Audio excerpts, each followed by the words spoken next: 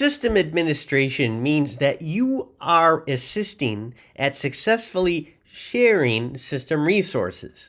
What is central to system management is managing users, as I just intimated. Whether you're on Windows or Unix or anything in between, systems are made to be used by more than one person at a time.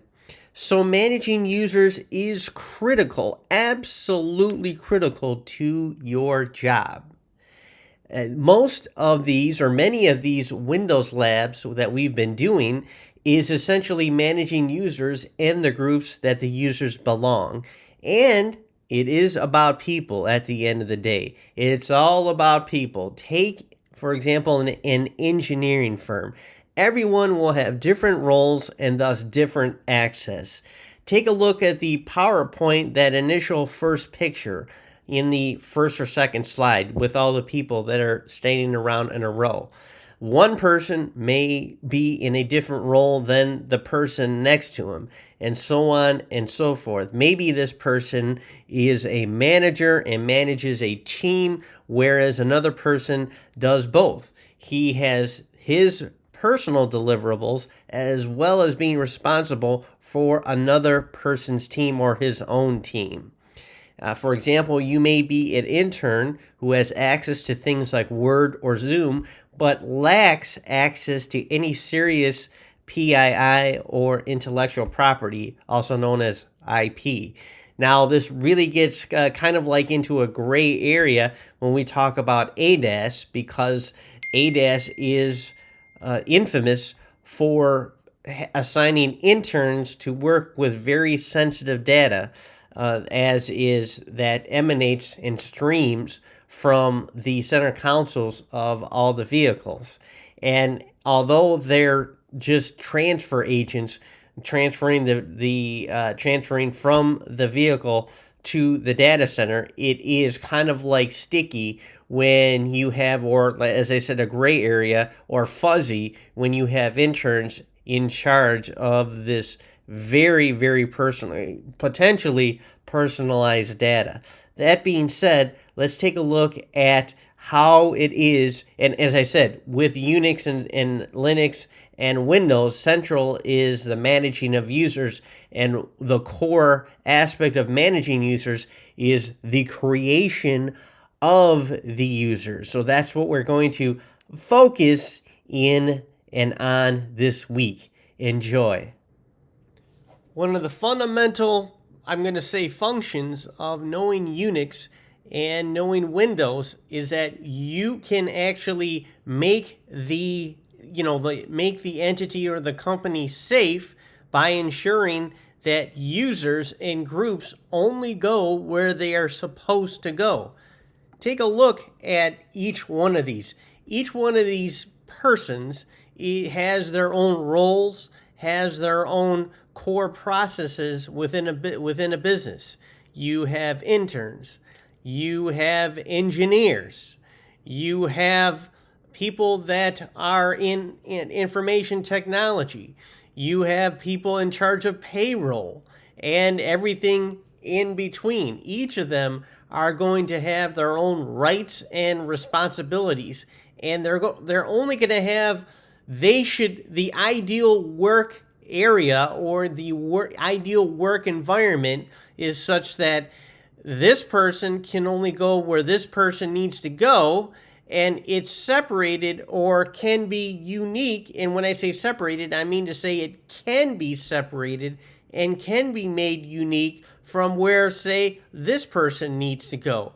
So taking a look at these people, you have to think of what makes a company a company. A company is nothing more than a collection of different people that have to have access to certain resources. So let me give you a quick example. So at first glance, we're going to be doing two primary things today. First off, we're going to be creating users, or creating a user, and we're going to be creating a corresponding password to that user. So those are two simple things that are really core to being a system admin, because One of the jobs of as a system admin is to make sure that everyone has access to their resources, but you want to match that particular user account or group account with only the resources that they need or need to have access to, and creating users in a certain way allows us to do this. And so those are two simple things that we're going to be doing today. But in actuality, we're going to be doing a few more things. First off, we're going to be checking existing users. So we're going to be looking at the system users, so we're going to be taking a look at our current regular, everyday, daily users, as well as you can see here, looking at the quote-unquote system users. So there is a difference between a user that typically logs in and logs out constantly versus system users that are only there to accomplish a certain task, such as automation. The other aspect we're going to be doing is we're going to be creating a new standard user, and we're going to be removing users and then we're going to be talking about setting up passwords, and then we're going to create a system user, and then we're going to be examining password files as well as examining shadow files, as well as some bonus material just for you guys. All right, part of managing users is adding users, and adding users makes use of one command. It's called user add. So this screenshot is actually from the man I'm going to say entry into Linux. So let's take a look at this man entry. And unfortunately, we have my terminal for my MacBook. That's not what I wanted.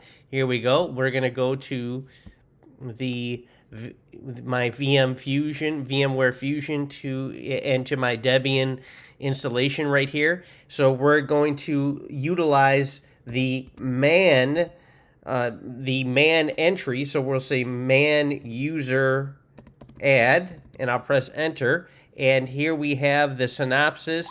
The name is user add, and this creates a new user or updates a default new user information.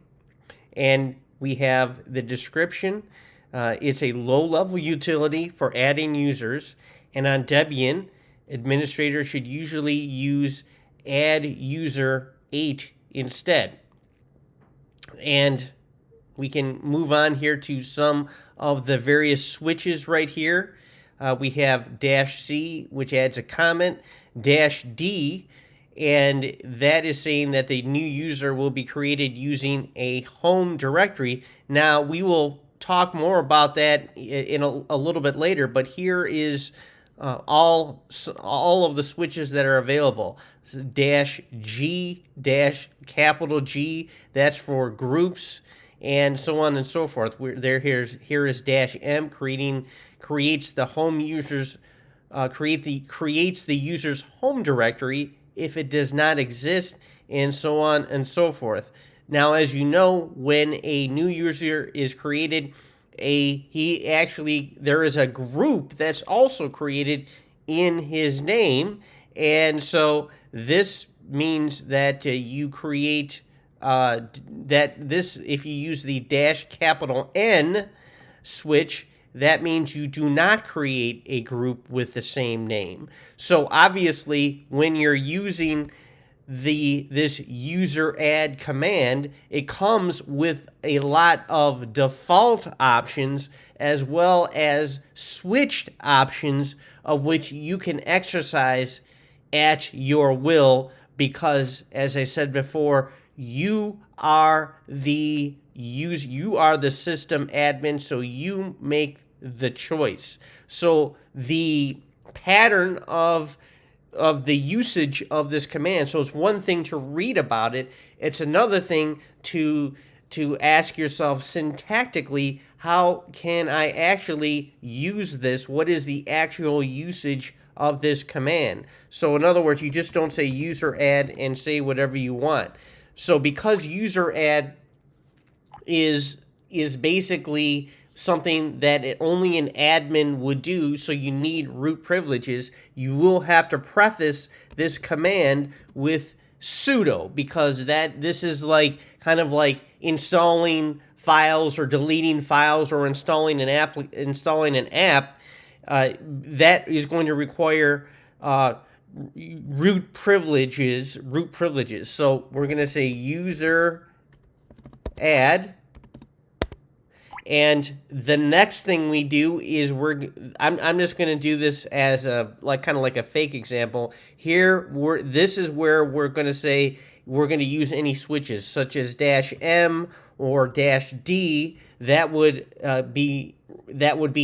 This is where it would be declared, and then we would say new user name. Now if we pressed enter, all right, at this point, now this isn't a real command because we wouldn't use these, brackets here. I'm just using this as an example. This is the actual way you would enter the command. So a real command in this regard might be sudo user add -M for creating a home directory, and then we will press enter if this is a real command. So this is an example of a real command.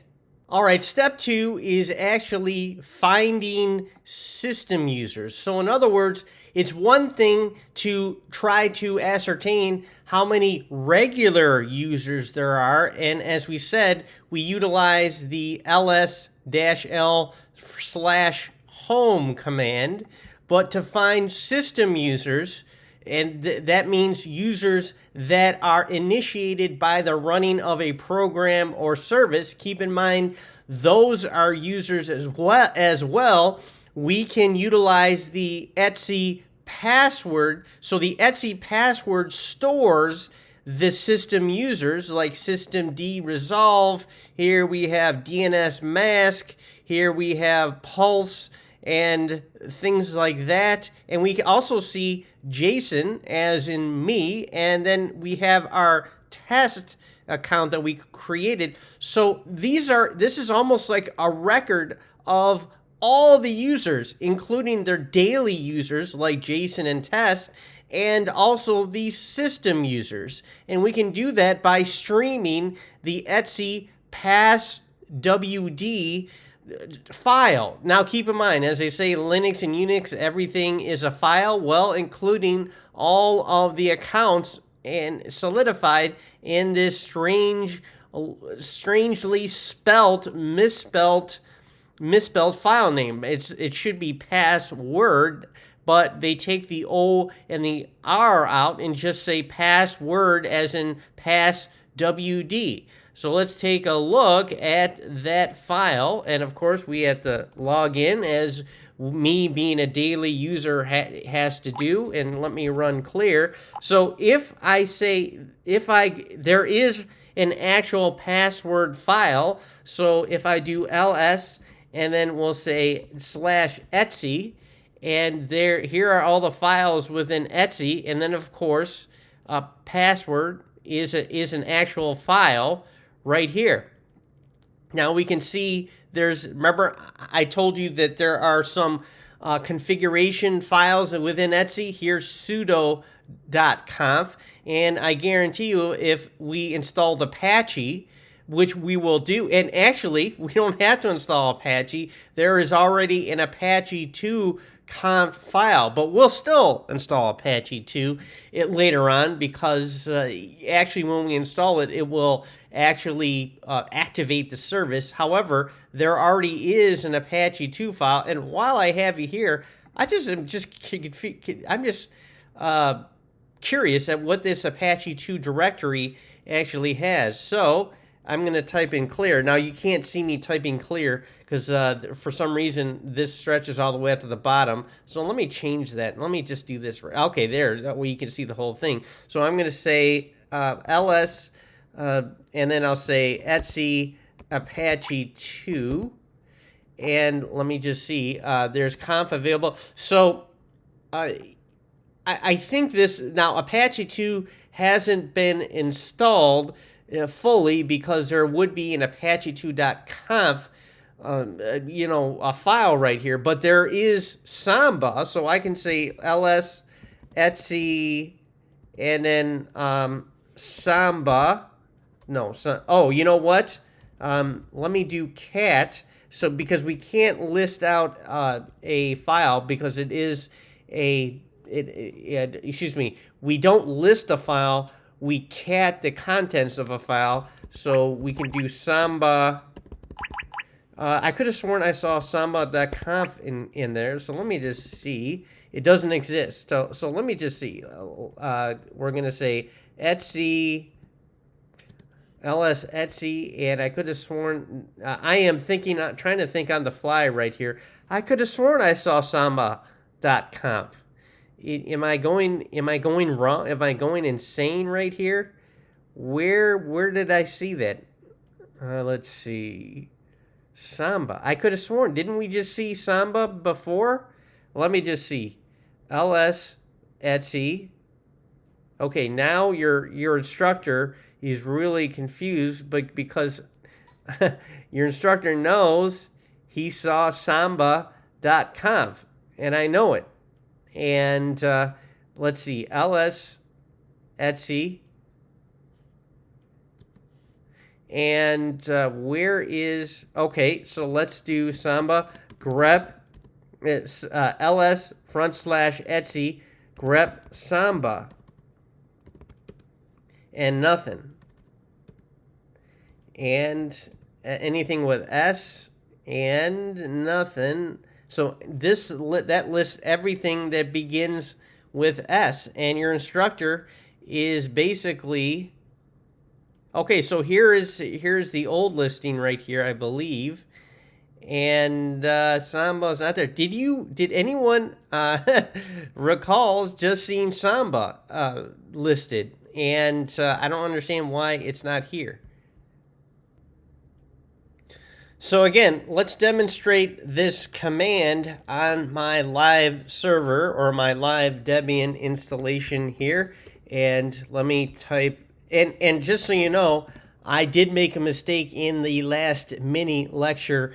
Your instructor sometimes starts his video recording early in the morning. Right now, or actually when I did that recording, it was about 6 a.m., 6 in the morning, and my head wasn't straight. So what I was looking at, if we do this ls etc and then grep and anything with s in it, what I was actually looking at, if you look carefully, I was not looking at samba.conf. I was looking at sudoers, the sudo.conf. And that was my mistake. I actually just misread it. So your instructor apologizes. But I left that little mistake in there because I did demonstrate some grep commands, which I'm which I'm hoping will be enriching. Anyways, so the etc password command lists all the users, including the system users. Now, we can take a look here, and if we just did cat etc password right here, it actually allows us to carry out that command. However, there are some files in which, in order to even read them, you actually have to precede that command with sudo. But we'll get to that in the next couple slides. But this is very informative. So we don't need sudo, but we do need to cat out the password in order to stream the contents of it, because at the end of the day, it's just another file. We can actually read it. So instead of catting it out, we can actually we can even use nano to open it up, and it gives us the same result. So the point is, as I said, we use nano and vim and cat to stream existing files, and we use ls to list out directories.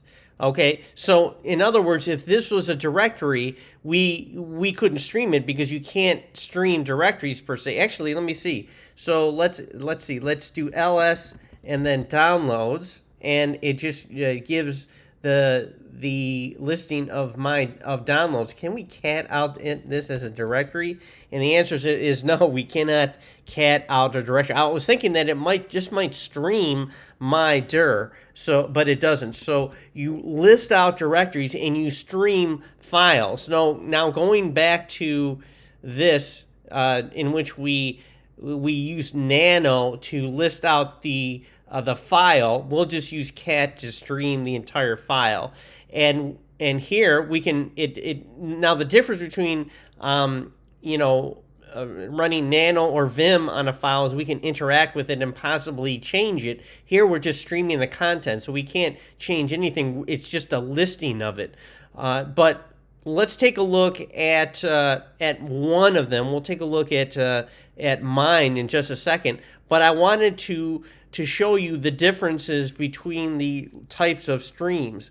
Now, if I type in clear to clear out this desktop and go back, now once again, if we type in cat, it lists or streams the entire file at once. And when it's so big and so vast, it kind of limits, our, an analytic usage for it, because it takes up the whole entire screen.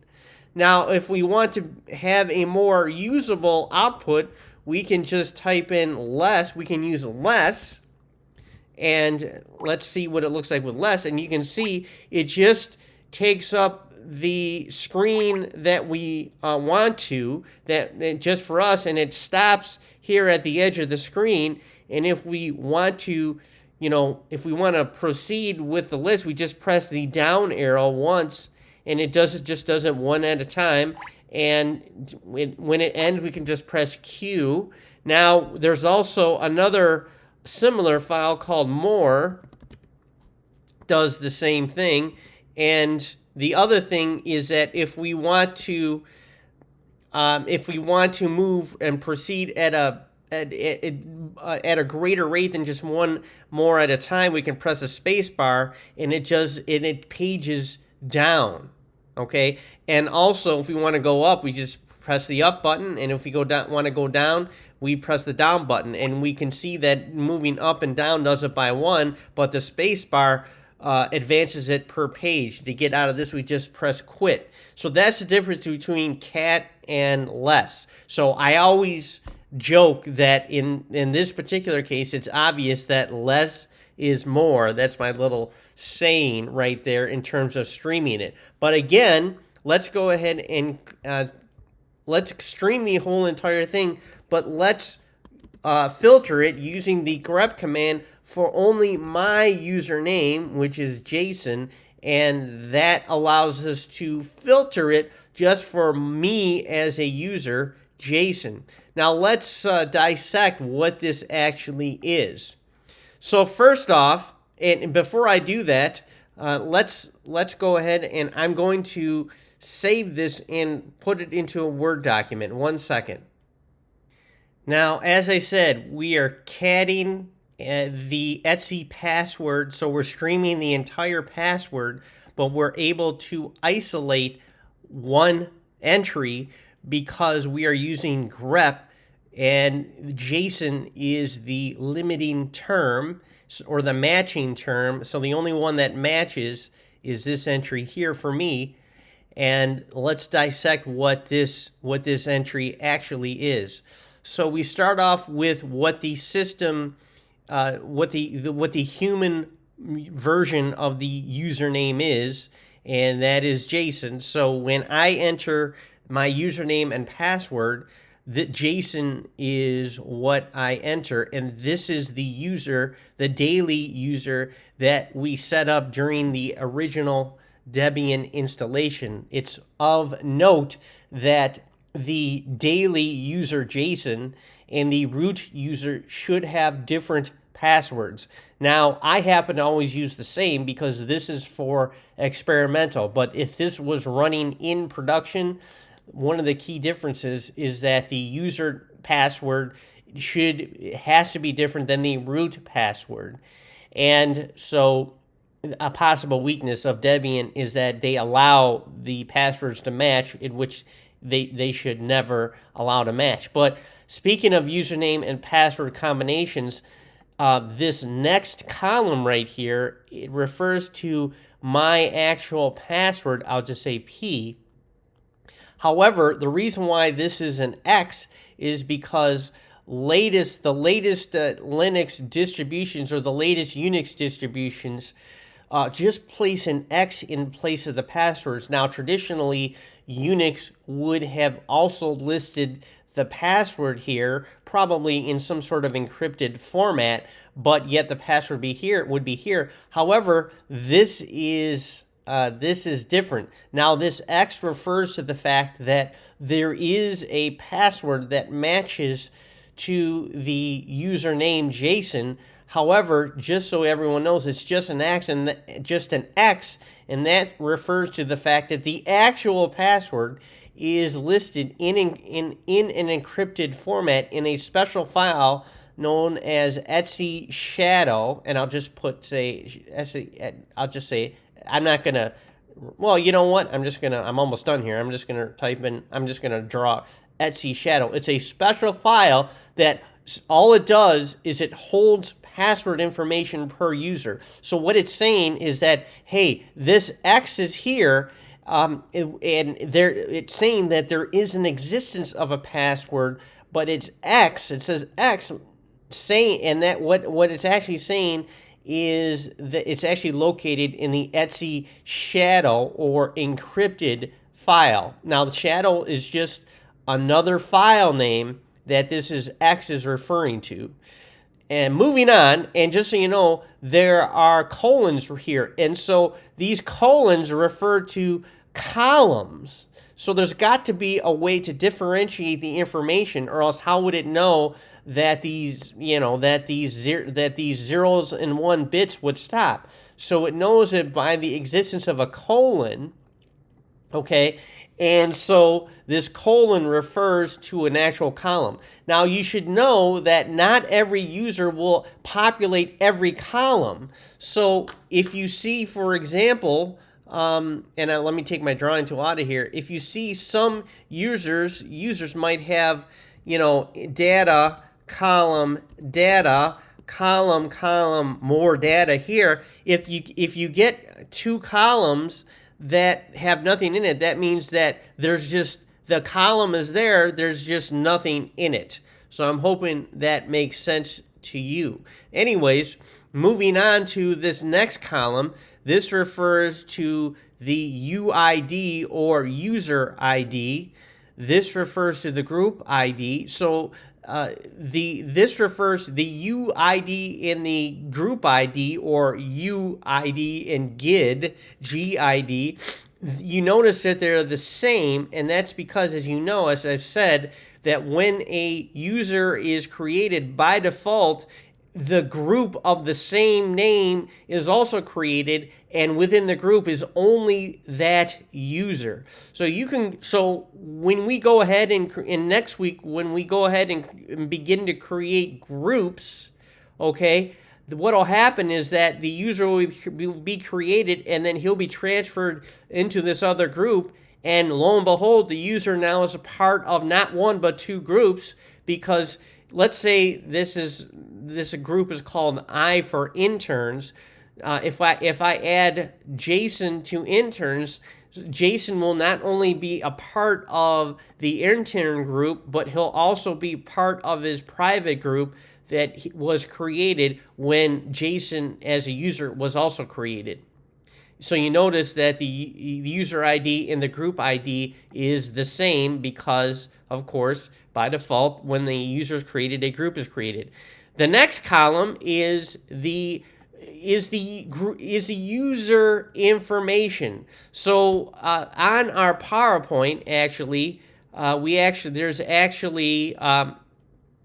there is actually a row here, and that is what we call the geckos field, or the user info field. Going back to, oh, you know what? I have to I have to put in my password. So, and anyways, going back to what I was talking about here, this is the gecko field, or the user information field. This refers to the home directory of the user right here, which may or may not be created at the time of the user creation. And this refers to the default terminal or shell environment, the bin bash. The bin bash is one of the oldest formats, and there are various shell formats, and that'll be also for a later video. But bin bash refers to the default shell that this user will log into. So a little bit of information regarding, what all this seemingly gobbledygook is all about. So we have here the username, the password, which refers to the Etsy shadow file. We have the user ID, the group ID, the gecko or the user information here, the default user shell, and then of course the fact that the default environment is the bash shell for user JSON.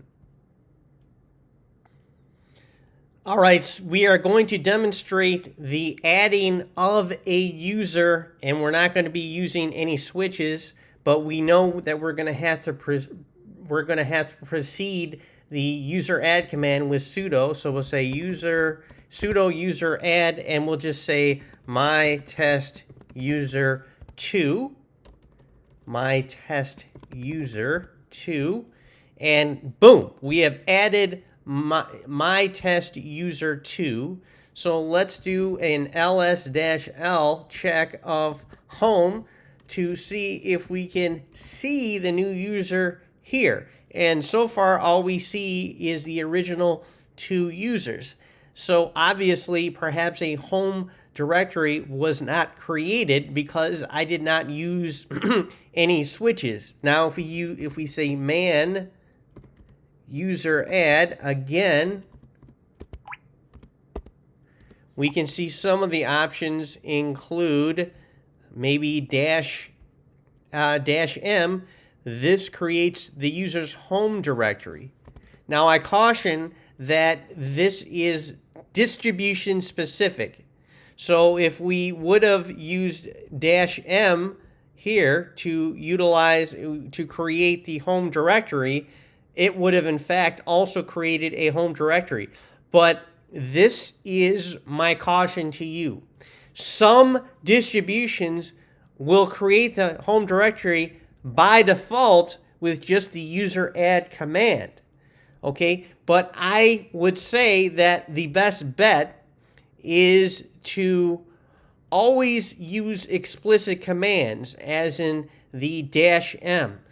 Now, your particular distro may auto-create the home directory without any switches, okay? But in Debian's case, it will not. So, again, if we run the ls-l command for the home directory, we can see there's no home directory for my test user 2. Is there any other way we can detect that the my test user 2 was created? Yes, there is. We can cat out, or at least take a look at the Etsy password file, and we can see that my test user has been created. Now you can see it does show a home directory of /home my test user, but the difference is the fact that it's only logged or reserved. It was not actually created.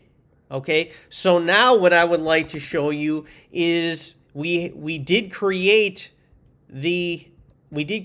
test user 2, and let's say, for example, we did it in error. Like, if this was an actual user, we want to create the user's home directory, and we did not do that. So in this particular case, okay, and let's go ahead and then create a password for him. So password, and we'll say my test user 2, and we'll just create a new password for it. And now this user is an actual user we can log into. How do we log into my test user 2? We can say su space dash and then my test user 2, and let's log in. And cannot change directory, no such file or directory. So because there's no home directory for my test user 2, there's really no way. If I do pwd, we're still in Jason's home directory.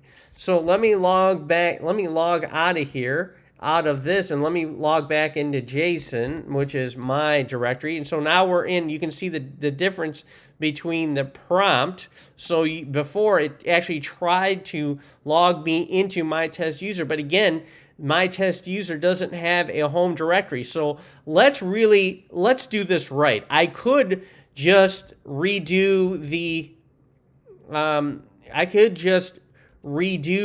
the my test user 2 command and just use the -m designation or switch, and that would recreate my test user 2 account with the home directory. But we don't want to do that. The proper way is just to blow my test user out of the water. Let's go ahead. Now we're going to remove the directory, or excuse me, we're going to remove my test user again. We're going to remove it, and then we're going to add it the proper way. All right, we are going to at least attempt to delete the user here per our last mini video. So we'll say sudo user delete or user del, and I just want to say, if I just type in capital letter M and press tab, it auto-completes, because literally there is no other user, whether it's a daily user, a normal user, or system user, that begins with the letter capital M. Now, even if I said lowercase m and I press tab, there are many system users that begin with lowercase m, all right? And if we do uppercase M and press tab, it auto-completes, because there's literally no other user that starts with the uppercase M. And if I type J and press tab, of course, there's no other user that begins with the lowercase j. Now, if I type in T, there's test, and there's that, which is that daily user that I created before this video, and there's TSS, which is a system user. And so if I type in uppercase M and press tab, we have my test user. And for those of you that are hopefully following along with my videos, if you went ahead and created a new user for yourself, I'm just saying, try to make it exactly like this is, and include the fact that whether or not it's capitalized or lowercase, simply because it further demonstrates my point.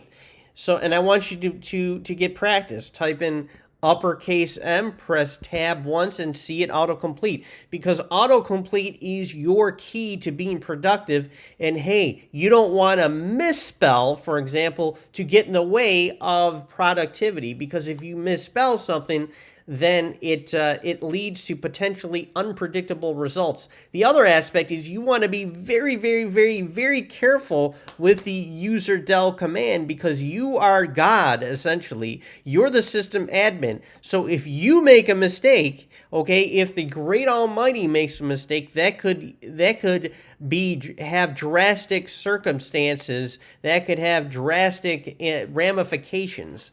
So again, we're trying to delete my test user 2, and it's not going to delete, because unfortunately it is using process 7890. So now we're going to go through the user add process in the right way.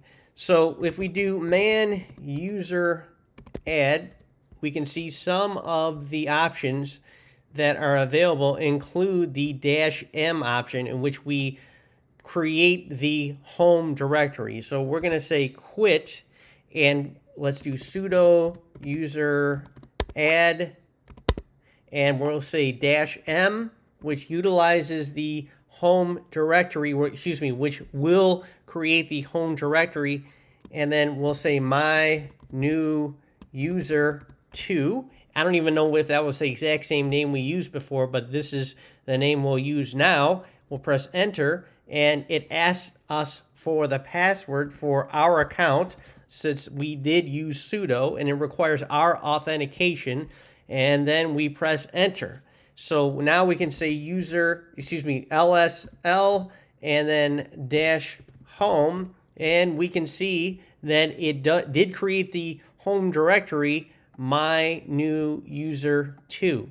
And we do cat etc password, and we can do grep for my new, and we don't even need to finish my new user 2, and we can see that it did create an entry into the password file my new user 2, and here is the proper home directory, and here is the shell, the default shell or terminal presence, or I guess you could say environment. That is the bin shell environment. And that's about it for now. Next thing we'll do is we will create a password file. Or excuse me, we will create a password for this user. All right, so we are going to demonstrate the creation of and the correlating a password to a user. So there are two aspects of this. First off, if you're the system admin and you type in sudo password, and you press enter, it's going to assume that you are creating a new password for yourself. So I'm going to press enter, and it's going to ask me for my old password. All right, and I'm just going to say enter, and it's not going to react. It's going to say wrong password because I didn't type anything. And I'm going to press this again, and it's going to quit. Eventually, it's just going to quit. And if it doesn't, yes. So we have 3 incorrect password attempts. So when you try to change, when you just type in the word sudo passwords, it's assuming that you want to change your own password. Okay, and that's a key for anyone else. If one of the people if one of the users that you are managing comes to you and asks you to please change their password because they don't like it, or they feel that they might be compromised if somehow you don't change their password. Maybe somebody was looking over their shoulder one day and they come to you and say, hey, I'd really like you to change my password. Here's the thing. You could just tell them, hey, as long as you know your current password, just type in sudo password and it will change your password for you. Just enter your old password and then it'll say enter new password. Okay, so that's the presumption. But you as the system admin, your goal is to change somebody else's password. So I'm going to type in clear to clear the screen, and we'll say sudo password, and we want to change the password for the user that we just created. So who the user is, let's go ahead and verify list -l and then /home, and the user we created was my new user. So we're going to do sudo password my new user 2. Now you notice even in this case I just typed in capital M, press tab, and the user that I intended to use or intended to manipulate is auto completed. So it's going to ask me to, it's going to ask me for my user, my password, because this is a command that requires sudo. I'm going to press enter, and then the new password for my new user, I'm just going to throw that in there and retype this password, and boom, password for my new user updated successfully. So you can present him with the default password. Maybe it's a well-known password, and then you can tell him, please change it as soon as you log on, as soon as you log in. All right, so sudo password my new user 2, and we went ahead and created a password for my new user 2. Now, speaking of which, let's go ahead and log into my new user 2, su-my new user 2, and now it asks for the password, and here it is. We are now in the my new user 2 environment.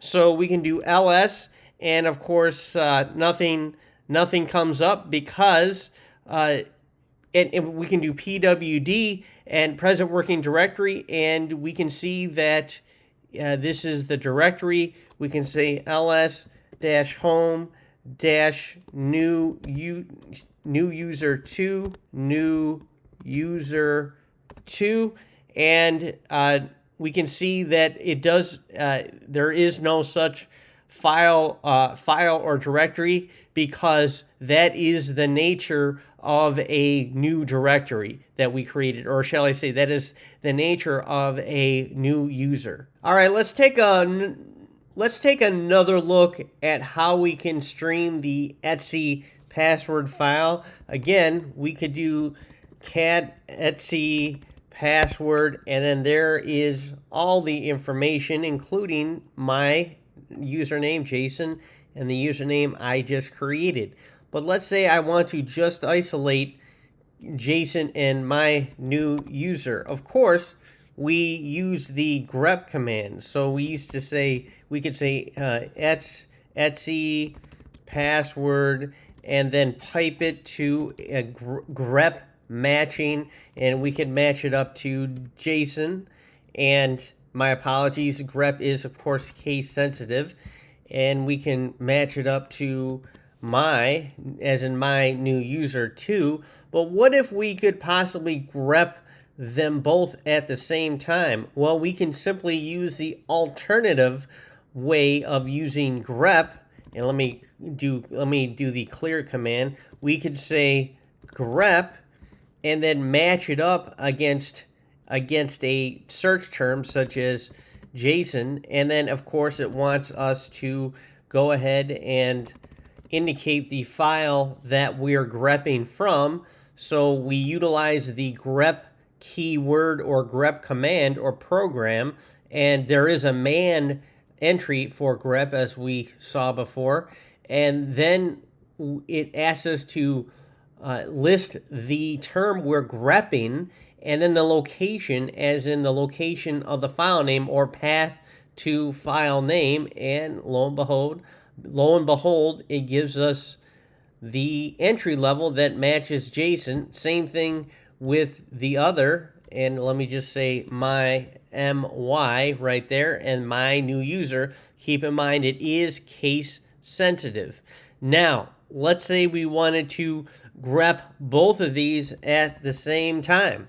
What we do is we utilize this same format, grep, and then whatever we're matching, and then the location of the file, including the path.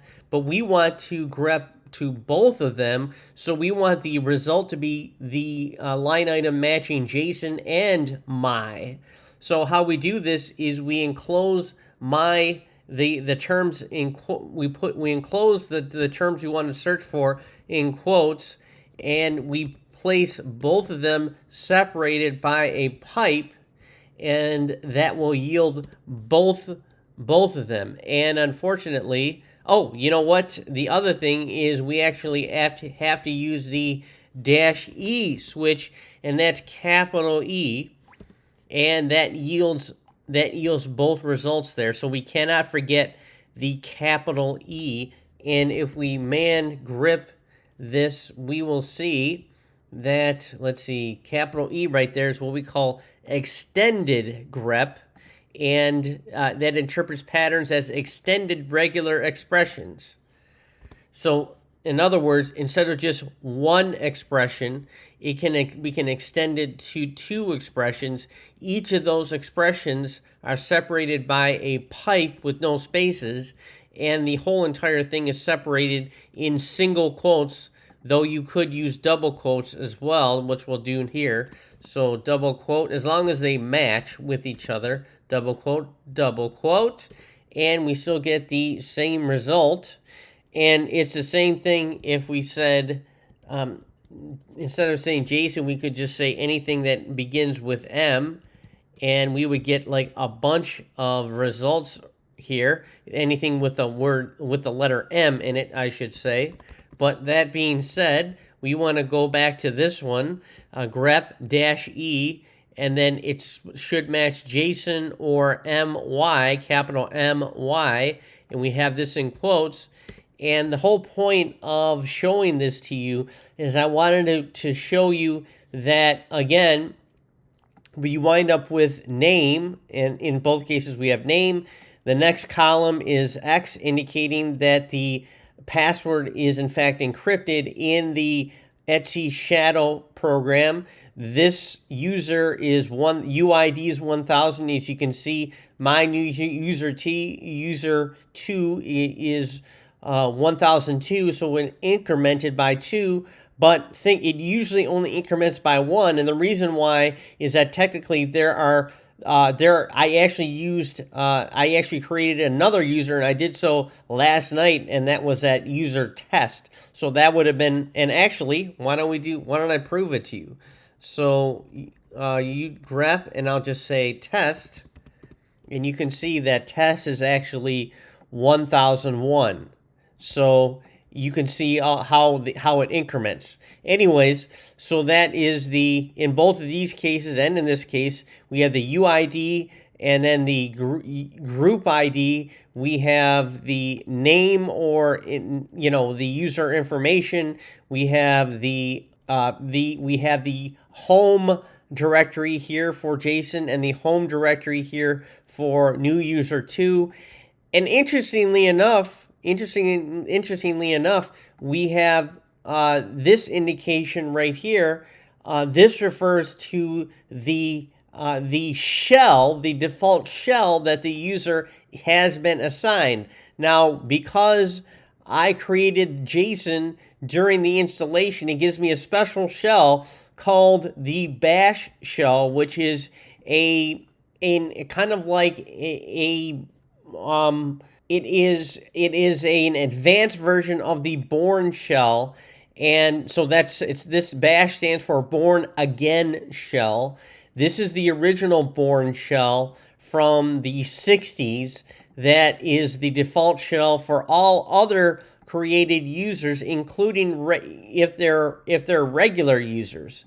And so the difference between bin/h and bin/bash is almost like night and day. This shell, or the Born shell, goes back to the 60s, and this bash shell that is goes back to like the late 90s, early 2000s. And this is, you can research yourself the difference between the Born Again shell and the Born shell, or the original shell from the 60s. So you can see, if I do ls, we see these color-coded things here. So we have, when it's color-coded, that means it's a directory. And when it's in plain text, we can see that it's just a file. So it's easy to designate the differences between files and major directories. And then, of course, we have mydir, which we know is a directory, and that's not colored, but that's because it is too far in depth below into the directory. So if we made another directory on this level, it would actually be in blue, like HAL is. However, because mydir is under my downloads, so that would not be that would not be, well, it should be under my downloads. But anyways, so you can see the color coding right here. Now, the born shell, or the original shell that was you know, from the 60s, is a lot different. And what I'm going to do now is demonstrate how we can now log in as my new user too. So I'm going to X this out, and I'm going to go to, now pay attention, hopefully you're seeing this, and I'm going to make sure, yes, you are seeing this. So I'm going to click on this, and then I'm going to power off, log out, and then I'm going to switch user, and I'm going to see how it shows all my users. I'm going to click on my new user too. I'm going to log in with my password that I created, and go to activities, and go to terminal. Click on and look at that. That looks way different. I'm going to do then the prompt in the born again shell. There's a lot less information here, as was available in the 1960s. Now, PWD, we see that, hey, this is our home directory, and if I type in ls-l, we can see everything here: desktop, documents, downloads, music, pictures. And I'm going to go and I'm going to I'm going to say sudo touch. Oh, you know what? It's going to say my new user is not in the sudo, so forget it. I'm just going to say touch, and let me create a file, my first file, and let me try this again, my first file.txt, enter, and let me do ls-l again, and we can see that my first file is right here, and there's no color designation. These all should be in blue, and these should be in blue, however, and this should retain its same non-colored text, but because this shell is so old, it lacks that technology. So I'm going to X out of here, go back, and then switch user again, and this time I'm going to go back to my original user that I created long ago when I installed this OS. And let me go back to activities, let me go to terminal, and we can already see there is a difference.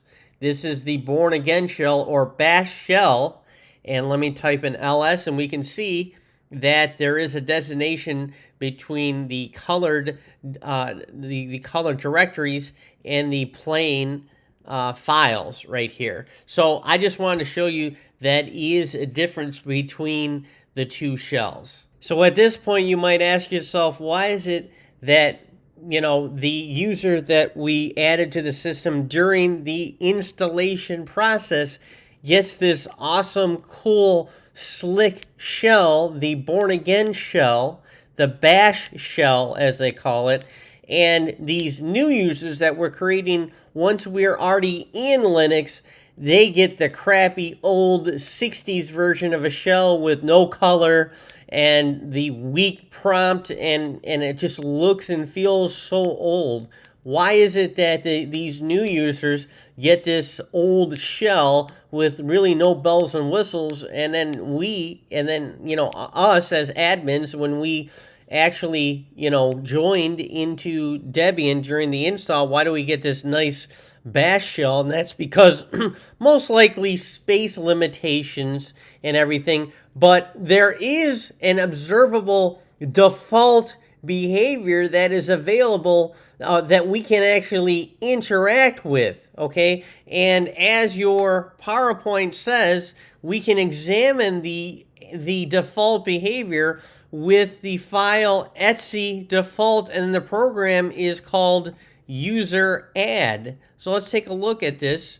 Let's do cat etc default user add, and actually let's see if we can hook up, if we can take a look at any other files within the default directory, and we can see default behavior, with everything: networking, locale, grub, cron, and let's go ahead and take a look at user add.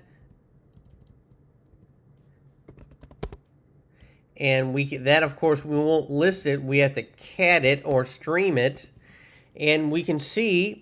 And let's not use cat. Let's use less. That gives us a more complete look because we can actually page up and page down. And so we can see some of the default values. We see default home directory as default home for add user is home equals home right there. So we can change that default if we wanted to. And we have expire, and let's see. The scale variable specifies a directory containing the skeletal quote-unquote user files. In other words, files such as sample.profile that will be copied to the new user's home directory when it is created. Now, this group, of course, equals 100, and then this is where the default shell is specified. You can see that is uncommon. Just so you know, in config files, when you see a pound sign, that means it's just a comment.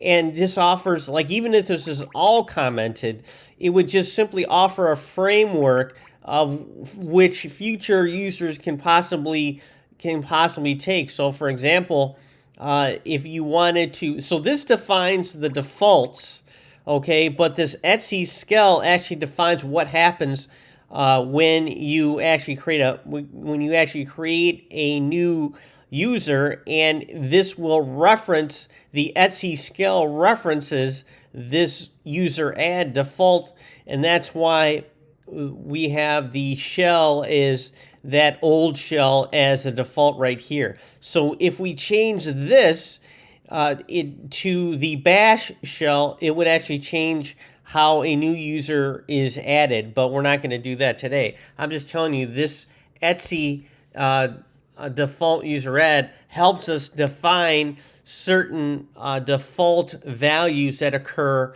when a new user is created. And let's go ahead and take a look at the users we have here. And we have Jason, new user 2, and test. Let's delete my new user 2. And of course, we're going to be using the user del command as we did before. And let's do a man user del to see what that does. And it says delete a user account and related files. And we are going to be using the -R switch, in which the files in the user's home directory will be removed along with the home directory itself and the user's mail spool. So when we go ahead and we delete that user, we're going to receive an error message about the mail spool, and that's fine. That's beyond this particular class. So we'll say sudo user del, and of course we will use the -R switch, and then we'll autocomplete the my new user 2, and it'll ask me for my user, and it says we can't do it, kind of like before. My new user 2 is currently used by process 8727. So let's do sudo kill all, and we'll say user my new user 2, and that actually eliminates that session right there. So let's go back into our session and let's clear this, and let's just do user delete -R. Now that R switch enables us to also remove the home directory and any other associated files created by new user 2, and it'll say, it actually says my new user mail spool not found, as I was saying before, which is fine. And let's go back and just list out our home, and we can see that my new user 2 is gone. And let's do cat Etsy password, and there is no my new user. And let's just make doubly sure. Let's do grep and then my, and there's no output. So we have we have removed the system user, or excuse me, we have removed the daily user. Okay, now we are going to go ahead and create a system user. So a system user doesn't interact like a daily user does. So the system user is like the computer. It's kind of like the built-in AI in the background of either a Linux or Windows computer or Unix system. So let's create a system user. So we'll say sudo user add, and to denote it as a system user, we will use the -R switch, and then we'll call it sys user 1. And now we have created system user. So let's do ls-l/home, and that only, now a sys user generally doesn't have like a home directory, excuse me, a system user generally doesn't have like a home directory, so you're not going to see him see this user when we ask it to list out the home directories. Let's do cat etc password. Let's see if we can find it there. So that's sysuser1. Now, I did want to indicate to you that we know that it has some commonalities with a daily user such as myself. So let's go back here. Let's type in clear, and let's say grep, and then in quotes, let's say Jason, and then sys, because I think that was within I think it was my sysuser1. And let's do etc password to see if we can grab both of them. And so far, oh, I forget. Whenever I use grep, did you notice what I did last time too? I always forget -E when we want to grep more than one entity or more than one phrase from the password. And here let me move this over here. And so we have sysuser1. So let's make it so that sysuser1, and let's press enter. All right, just to make the output a little bit more precise, I just wanted to make sure I used the entire sysuser1, and the output is just Jason and sysuser1. So how can we make any comparisons between Jason, myself, which is a daily user, and the sys user, which would, as the PowerPoint says, is just for scheduled tasks, processes, automation, things that occur in the background. Okay, we had a brief interruption in my camera there. Anyways, so we want to compare this daily user to the system user, and so we start off with the name of the user human readable name. Same thing here, because I created sysuser1, I named it. Then we have this next column indicates that there is a password, but it is encrypted. Same thing with sysuser1. We have their user ID and the group ID.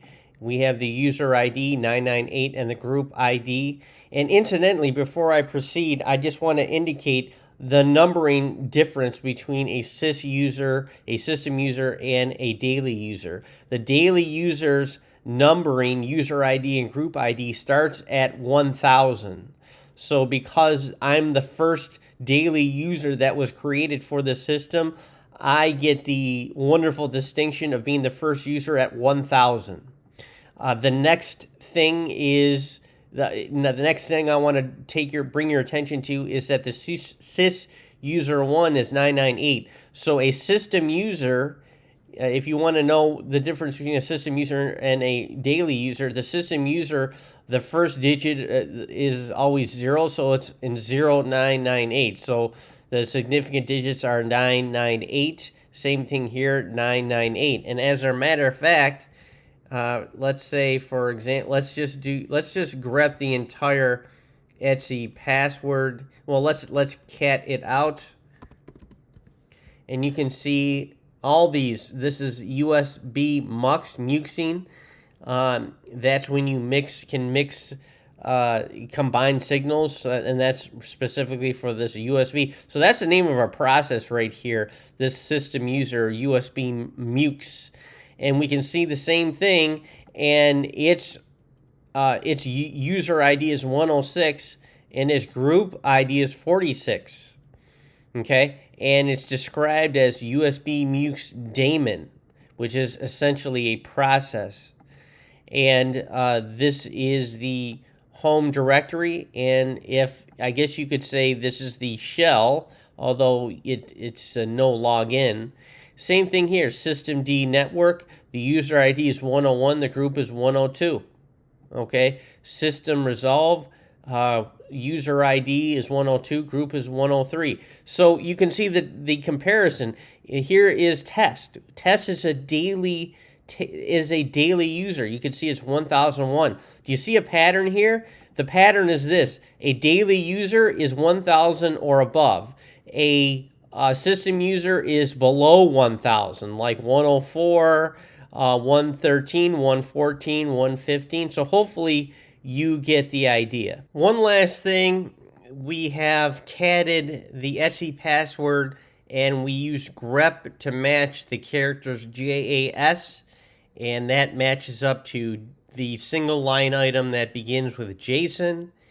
And of course, we talked about the UID, the group ID, and the name field, and the home directory field, and the default shell that has been assigned to me as a user. But I always kind of skipped over X because I said that refers to the fact that the password is encrypted. But the question is, where is this password listed? Now, if we go back to the PowerPoint here, the password points to the X here is the password. It points to another file, and that's the Etsy shadow file. Now, when you think of this word shadow, yes, it does refer to something that's secret. So if we can go back to here, let's go to that Etsy shadow file. So if we can cat out the shadow file, but it will prevent us because it's so secret. We need to be sudo to even read it. I'm going to press enter, and you can see that it says permission denied. So let's go and proceed this with sudo. That's how secretive it is. And actually, if we did the long list of this file, ls-l, you'll see that the permissions are such that it's owned by root, okay? And it's in the group shadow, okay? And that's, of course, the name of the file. And we can see here that the owner, if you're in root, you can read, write, but not execute. If you're in the shadow group, you can only read it. Now, I would be a member of other, me being Jason. I'm a member of other, and you can see I can't do anything. These are 3 dashes, meaning I can't read, write, or execute. I can't do anything with it as user Jason, which is why, in order to even cat it, I have to be sudo. I have to proceed my command with sudo. So I'm going to press return, and of course it'll ask me for the password. And we can see this is a shadow file, and these refer, it only really shows the complete listing for the daily users, Jason and Test. So let me do clear, and let me go back to here, and I'm going to grep and only match my name, Jason. So what does this mean? Jason refers to the username. The next colon is actually, believe it or not, the actual hashed password. That's right. It's hashing is a form of encryption, but it is a form of one-way encryption. One-way encryption, a hash is one-way encryption, meaning that it can't really be decrypted. It's not really meant to be decrypted. The only reason for a hash is to verify the integrity of a file. That's all it is. So if if you have two versions of the same file, you know there has been no one that adjusted the file because they're hashed to the same value. Okay, now this next column, 2125, that refers to the amount of days, okay, the amount of days since the Unix epoch, which is January 1st, 1970. Okay, now the next column, so in other words, 20,125 days has passed since January 1st, 1970. The next value in the column, the next value 0, is how many days must pass before you're allowed to change your password. So if this number were the number 10, that means a user would have to wait 10 days before he or she could change their password on their own. The next, and so why would a user want to change their password? Maybe they feel, like I said, somebody was looking over their shoulder and they want to make doubly sure that their password is safe. So that means if this number was 10, that means they'd have to wait 10 days for them to do it on their own. This number is 0, so that means they could do it at any time. Okay, this number, 99,999, that's the amount of days after January 1st, 1970, before they would be forced to reset their password. Okay, and that's about it.